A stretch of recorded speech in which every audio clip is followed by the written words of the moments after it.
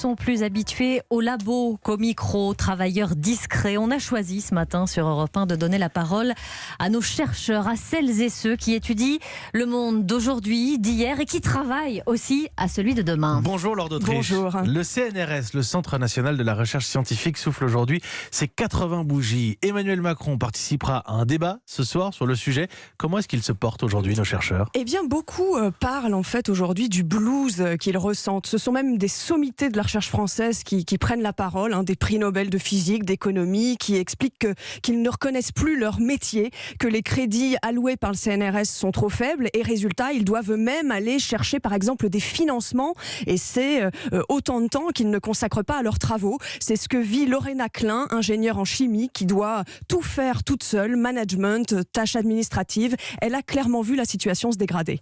On n'a plus le temps de se dédier à pourquoi on est payé finalement, pourquoi on a été recruté. Et donc on passe du temps à faire des trucs accessoires. Avant, on n'avait même pas besoin d'y penser. Actuellement, le plus grand problème, c'est qu'on nous donne de l'argent pour acheter des machines, mais on ne nous donne pas des êtres humains pour les faire fonctionner. Mais alors, Laure, le CNRS est le plus grand organisme public français de recherche scientifique. Au total, on parle de combien de personnes ? Alors, 33 000 personnes en tout, dont 30% d'étrangers, des chercheurs, mais aussi des ingénieurs, des doctorants. Il y a 300 recrutements chaque année, mais ça baisse, ce qui explique que les places sont chères. Alors, intégrer le CNRS, c'est le Graal pour tous les jeunes chercheurs, mais beaucoup n'ont pas d'autre choix que de quitter la France, comme Quentin Rodriguez, il a 29 ans, et après sa thèse l'année prochaine en philosophie des sciences, il fera ses valises.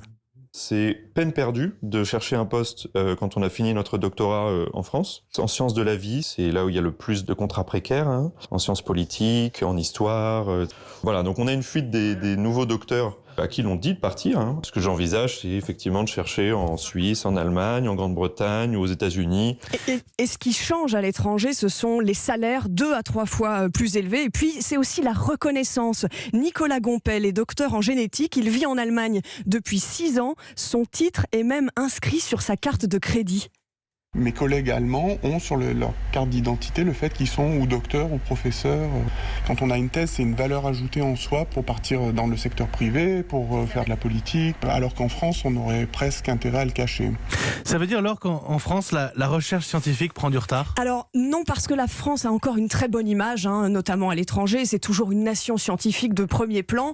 Depuis 80 ans, le CNRS, c'est, imaginez, 22 prix Nobel, 5800 brevets déposés. Mais le plus important, c'est la place de la France demain sur des disciplines d'avenir. Et comme le dit Antoine Petit, le patron du CNRS, c'est aujourd'hui que tout cela se joue.